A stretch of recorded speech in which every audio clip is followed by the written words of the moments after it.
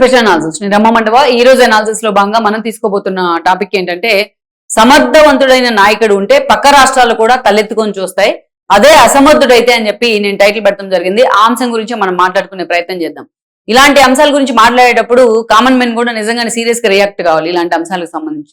ఎందుకంటే పరిపాలనా పరంగానో ప్రభుత్వాల పరంగానో జనం ఎక్స్పెక్టేషన్స్ చాలా విషయాల్లో తక్కువగా ఉంటాయి. ఎందుకంటే వాళ్ళకి ఎన్నికలు వచ్చేప్పుడు మాత్రమే కొంచెం యాక్టివ్ పాలిటిక్స్ లో ఉంటారు ప్రజలు. వాళ్ళ ఎక్స్పెక్టేషన్స్ అప్పుడు మాత్రమే ఉంటాయి. ఏ ప్రభుత్వాన్ని ఎన్నుకోవాలి, ఎలా ఉంటుంది అనేది వాళ్ళకి చాలా నాలెడ్జ్ ఉంటుంది. ఎందుకంటే they are very smart than us. జర్నలిస్టుల కంటే, పొలిటీషియన్ల కంటే, అందరికంటే ప్రజలే తెలియగలరు. ఆ సమయంలో మాత్రమే కొంత హడావుడి వాళ్ళ వైపు నుంచి కనిపిస్తూ ఉంటుంది. ఎక్కడో వెల్ఫేర్ స్కీమ్స్ కి ఎఫెక్ట్ అయ్యే వాళ్ళు తప్ప పెద్దగా ప్రభుత్వం మీద ఎక్స్పెక్టేషన్స్ ఎక్కువగా ఉండవు.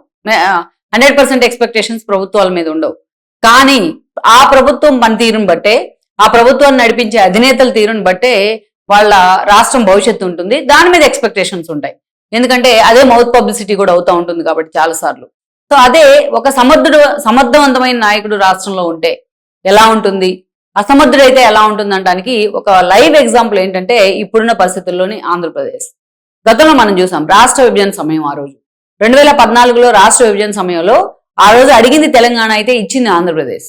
ఆ రోజు ఒక అప్పుల కుప్పల రాష్ట్రం ఉంది, ఒక అనాథలా మిగిలింది ఆంధ్రప్రదేశ్. అలాంటి రాష్ట్రానికి అప్పుడు ఎన్నికలు వచ్చాయి, 2 రాష్ట్రాలకు వచ్చాయి. ఆ ఎన్నికల్లో జనం ఏమనుకున్నారంటే ఒక అనుభవం ఉన్న నేత చంద్రబాబు నాయుడు వస్తే మిగతా రాష్ట్రాలతో పాటు ఏపీ కంపేట్ అవుతుంది అని అనుకొని ఆ రోజు చంద్రబాబు నాయుడుని ఎన్నుకోవడం జరిగింది. దెన్ చంద్రబాబు నాయుడు ఆ రోజు ఎన్డీఏతో కలిశారు, పవన్ కళ్యాణ్ వచ్చి వీళ్ళతో కలిశారు, పొత్తులు పెట్టుకుని ఎన్నికలకు వెళ్లారు. దెన్ కూటమి అధికారంలోకి వచ్చింది. పవన్ కళ్యాణ్ మాత్రం ఆ రోజు పదవులకు దూరంగా ఉంటానని చెప్పారు. చంద్రబాబు నాయుడు అండ్ మోడీ ఇద్దరు కూడా అటు కేంద్రంలో ఇటు రాష్ట్రంలో పదవులు మాత్రం పంచుకున్నారు. రాష్ట్ర మంత్రులు, కేంద్ర మంత్రులు పంచుకోవడం జరిగింది. అది అయిపోయిన తర్వాత 2 ఏళ్ల పాటు ఆ పొత్తులు బాగానే ఉన్నాయి. రాష్ట్రం మీద కూడా మోడీ ఫోకస్ పెట్టారు. అమరావతి నిర్మాణం శంకుస్థాపన కూడా ఆయన రావడం జరిగింది. ఏదైతే ప్రత్యేక హోదా ఇవ్వలేం కానీ ప్రణాళిక సంఘం లేదు, దాన్ని రద్దు చేశారు. దాని ప్లేస్ లో నీతి ఆయోగ్ వచ్చింది. సో నీతి ఆయోగ్ ఆ రోజు ప్రత్యేక హోదా కాదు ప్రత్యేక ప్యాకేజ్ అని చెప్పింది. బట్ దానికి చట్టబద్ధత అడిగారు చంద్రబాబు నాయుడు. అక్కడ కాన్ఫ్లిక్ట్ వచ్చింది. నిజంగానే వైఎస్ఆర్సీపీ ట్రాప్ లో టీడీపీ పడిందా అన్నంత కాన్ఫ్లిక్ట్ వచ్చింది.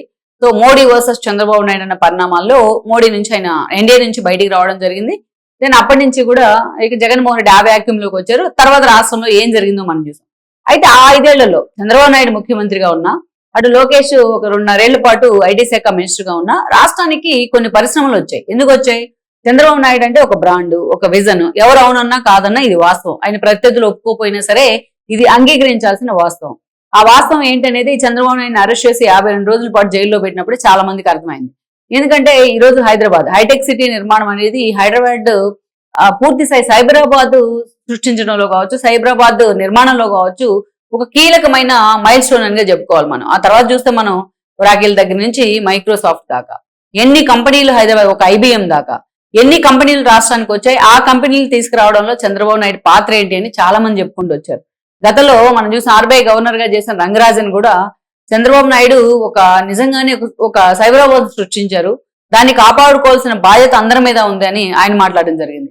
ఒక సుభాష్ చంద్ర గార్గ్ మనం చూస్తే ఆయన గతంలో ఫైనాన్స్ సెక్రటరీగా కూడా పనిచేశారు. ఆయన తన నో మినిస్టర్ అనే ఒక బుక్ లో చంద్రబాబు నాయుడు గురించి రాశారు. ఆయన ఒక రాష్ట్రం కోసం చంద్రబాబు నాయుడు ఎంత తపన పడతాడు అనేది నేను చూశాను ఆయన ముఖ్యమంత్రిగా ఉన్నప్పుడు. వరల్డ్ బ్యాంక్ నుంచి రుణాల కోసం దగ్గర నుంచి మిగతా విషయాల్లో మిగతావన్నీ ఎలాగ పోనీ నాకు అవసరం లేదు, నా రాష్ట్రం నాకు ప్రయారిటీ అయినా అని చెప్పి అరౌండ్ ద క్లాక్ ఆయన పనిచేస్తారు అని చెప్పి ఆయన మెన్షన్ చేయడం జరిగింది. అదేవిధంగా మార్క్ టూలీ అనే ఒక ఏదైతే జర్నలిస్ట్, సీనియర్ జర్నలిస్ట్, ఆయన బీబీసీలో కూడా పనిచేస్తారు, ఇటీవల మరణించారు. ఆయన కూడా రాశారు ఇండియా స్లో నేషన్ అని చెప్పి ఒక బుక్ రాయడం జరిగింది. మార్క్ టూలీ అని చెప్పి ఒక సీనియర్ జర్నలిస్ట్, ఆయన బీబీసీలో కూడా పనిచేశారు, ఇటీవల ఆయన మరణించారు కూడా. ఆయన ఇండియా ఇన్ స్లో మోషన్ అని చెప్పి ఒక బుక్ రాశారు.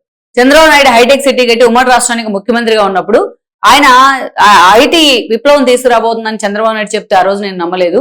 కానీ నా కళ్ళ ముందే ఐటీ విప్లవం చూశాను హైదరాబాద్ లో, చంద్రబాబు నాయుడు అలాగా చేయగలిగాడు అని చెప్పి ఆయన తన ఆ బుక్ లో మెన్షన్ చేయడం కూడా జరిగింది. చంద్రబాబు నాయుడుతో సుదీర్ఘంగా జర్నీ చేశాడు అతను హైటెక్ సిటీ కట్టేటప్పుడు. సో ఇలా ఎంతో మంది, ఆనంద్ మహీంద్ర, చంద్రబాబు నాయుడు ఒక విజనరీ నేచర్ మనకి ఇచ్చిన వ్యక్తి, అలాంటి వ్యక్తిని మనం కాపాడుకోవాలని చెప్పి ఆనంద్ మహీంద్ర మాట్లాడారు. ఎందుకంటే మన సిఐ సదస్సు జరిగిన తర్వాత ఎస్క్రో ఖాతా గురించి మాట్లాడారు చంద్రబాబు నాయుడు. అక్కడ రాష్ట్రంలో పెట్టుబడిదారులు రావాలంటే ఒక నమ్మకం కలిగించాలంటే నేను ఎస్క్రో ఖాతాను ఓపెన్ చేయబోతున్నాను అని చెప్పి ఆయన మాట్లాడడం జరిగింది. సో ఇదే విజనరీ అంటే అని చెప్పి ఆనంద్ మహీంద్ర అంతే పొగిడారు చంద్రబాబు నాయుడు. దిగ్విజయ్ సింగ్ యాక్చువల్ గా చంద్రబాబు నాయుడు దిగ్విజయ్ సింగ్ పూర్తి అపోనెంట్, ఒక ఆ పార్టీకి అయింది కాంగ్రెస్, ఇంది టీడీపీ. సుదీర్ఘకాలం ముఖ్యమంత్రిగా పనిచేశారు ఆయన.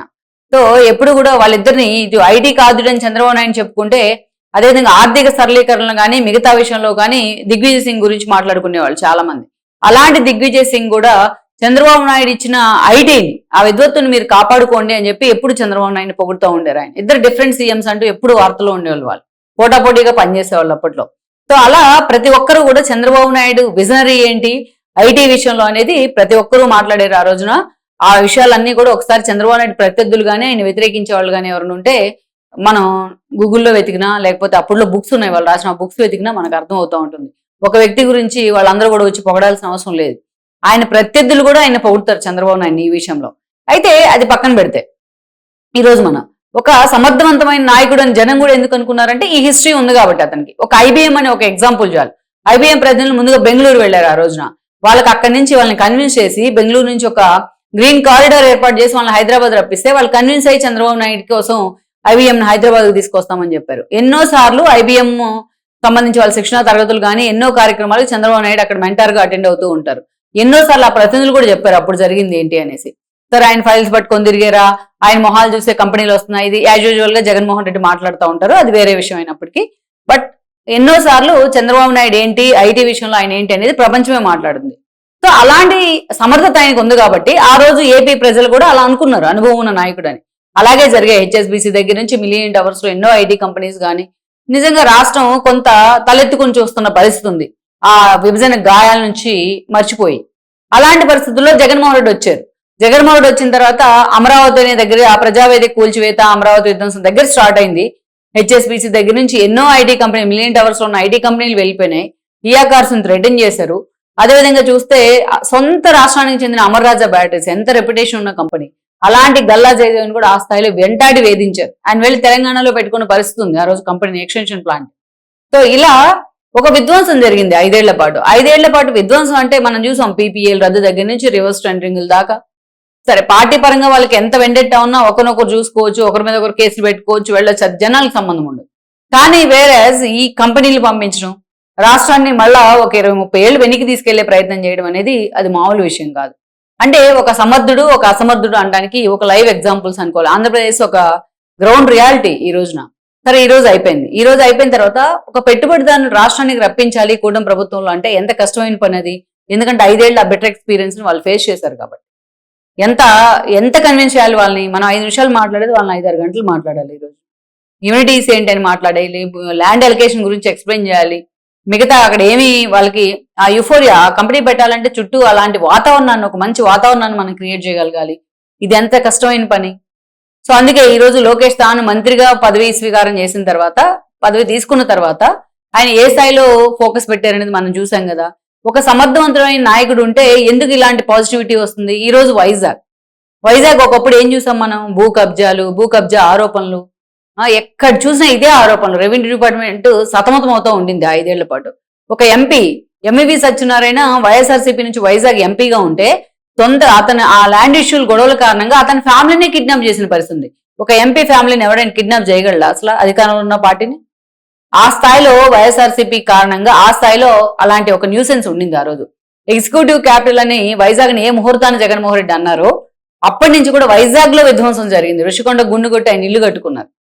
అలా 1 కాదు 2 కాదు వైజాగ్ కేంద్రంగా ఎన్నో అరాచకాలు జరిగాయి. ఈ రోజు అలాంటి వైజాగ్ తలెత్తుకొని చూస్తూ ఉంది. ఈ రోజు ఒక గూగుల్ ఏఐ డేటా సెంటర్ కేవలం వైజాగ్ భవిష్యత్తును, రాష్ట్ర భవిష్యత్తును కాదు, దేశ భవిష్యత్తును కూడా అది మార్చిపోతా ఉంది. ఏ డేటా సెంటర్ ఆ భూమి పూజ కూడా జరిగింది. ఆ కార్యాలయాలు కూడా 3 చోట్ల పెట్టబోతా ఉన్నారు. సో అంతేకాదు ఇప్పుడు ఎప్పుడైతే ఆ కార్యాలయాలకు శంకుస్థాపన జరిగిందో అటు ముఖేష్ అంబానీ కూడా స్పందించడం జరిగింది. 1.6 lakh crores తో ఆయన ఒక ఏదైతే 1.5 gigawatల ఏఐ డేటా సెంటర్ క్లస్టర్ ని ఏర్పాటు చేయడం జరిగింది. ఆయన అనౌన్స్ చేయబోతా ఉన్నారు. దానికి సంబంధించి పూర్తి డీటెయిల్స్ కూడా. సో మోడీ చేతుల మీద కానీ ఆ గూగుల్ ఏఐ డేటా సెంటర్ కూడా ఓపెనింగ్ కూడా కాబోతాను నిన్ననే చంద్రబాబు నాయుడు కూడా అనౌన్స్ చేయడం జరిగింది. సో ఇంత ఒక పాజిటివిటీ కదా ఇదంతా. వైజాగ్ ఈ రోజు అక్కడ ల్యాండ్ ఎంత ఉంది, గతంలో ఎలా ఉంది, ఇవాళ ఎలా ఉంది ల్యాండ్. గతంలో భయపడిన అక్కడ ప్రజలే, వామ్మో వైజాగ్ రాజధాని అని భయపడిన ప్రజలే ఈరోజు ప్రశాంతంగా ఎలా ఊపిరి పీల్చుకుంటా ఉన్నారు. వాళ్ళ ఏదైతే లైఫ్ స్టైల్ ఎలా మారింది. గతంలో మనం చూసాం అమరావతి అంతకుముందు ఎలా ఉండింది, అమరావతి రాజధాని అనడంతోనే అక్కడ ఇటుకలు పెట్టినా కూడా ఆన్లైన్ లో హాట్ కేకుల్లో అమ్ముడుపోయిన పరిస్థితి. ఈరోజు వైజాగ్ ప్రజల పరిస్థితి అదే, వైజాగ్ లో ల్యాండ్ బ్యాంక్ ఉన్న వాళ్ళ పరిస్థితి అదే. ఈరోజు కోట్లు కురిపిస్తా ఉంది వైజాగ్ లో ల్యాండ్. సో అదే ఒక సమర్థవంతమైన నాయకుడు ఉంటే ఒక బ్రాండ్ చాలు రాష్ట్రానికి, రాష్ట్రం ముందుకెళ్ళడానికి. ఒక అసమర్థుడైన నాయకుడు ఉంటే రాష్ట్రం వెనక్కి వెళ్ళడానికి ఈ ఒక్కటే చాలు. ఎందుకంటే గూగుల్ డేటా సెంటర్ శంకుస్థాపన జరుగుతుంటే ఈ రోజు గుడివాడ అమర్నాథ్ లాంటి వాళ్ళు వచ్చి వాటర్ మొత్తం ఎత్తుకుపోతున్నారని మాట్లాడుతూ ఉన్నారు. వాటర్ ఇవ్వకుండా, పవర్ ఇవ్వకుండా, ల్యాండ్ బ్యాంక్ ఇవ్వకుండా పరిశ్రమలు అసలు ఎందుకు రావాలి రాష్ట్రానికి? వైజాగ్కే ఎందుకు రావాలి Google data centre? Minimum common sense కదా అది. ఒక పక్కేమో మేమే తెచ్చామంటాడు వాళ్ళ అధినేత, ఒక పక్కేమో వీళ్ళు అసలు గూగుల్ గోడౌన్ అంటారు, ఓ పక్కేమో వాటర్ అయిపోతుంది, నీళ్ళు అయిపోతున్నాయి, కరెంట్ అయిపోతుంది, ఇదంతా గగ్గోలు పెడతా ఉంటారు. అందుకే ఇక్కడ ఈరోజు వైజాగ్ తలెత్తుకుని చూస్తున్న పరిస్థితి. అదే సమయంలో గూగుల్ కి పోటీగా ఈరోజు ఏదైతే ముఖేష్ అంబానీ కూడా అది అనౌన్స్ చేసిన తర్వాత, ఏ డేటా క్లస్టర్ అనౌన్స్ చేసిన తర్వాత నిజంగానే మిగతా రాష్ట్రాలు కూడా ఉలిక్కి పడతా ఉన్నాయి. ఏం జరుగుతోంది ఏపీలో అని అటు తెలంగాణ, అదేవిధంగా ఇటు తమిళనాడు, ఇటు బెంగళూరులో చాలా సీరియస్ గా సెర్చ్ జరుగుతోంది. మీరు సోషల్ మీడియాని ఫాలో అయ్యే వాళ్ళైతే సోషల్ మీడియాలోకి వెళ్ళండి. ఈ జనరేషన్ యూత్ ఏం చర్చించుకుంటా ఉన్నారు? మొత్తం పరిశ్రమలు అన్ని కూడా, ఐటీ రంగం మొత్తం కూడా వైజాగ్ తరలి వెళ్ళిపోతా ఉంది, అంతా ఏపీకి వెళ్ళిపోతా ఉంది, భవిష్యత్ అంతా మనం ఏపీలోనే వెతుక్కోవాలనే చర్చ జరుగుతోంది. అంత చర్చకి ఏపీలో పరిణామాలు కారణమవుతా ఉన్నాయి. ఈ తెలుగు మీడియానో లేకపోతే ఇక్కడున్న శాటిలైట్ మీడియానో సోషల్ మీడియానో షేర్ చేసేదో, న్యూస్ ఎక్స్ప్లోర్ చేసేదో చాలా తక్కువ.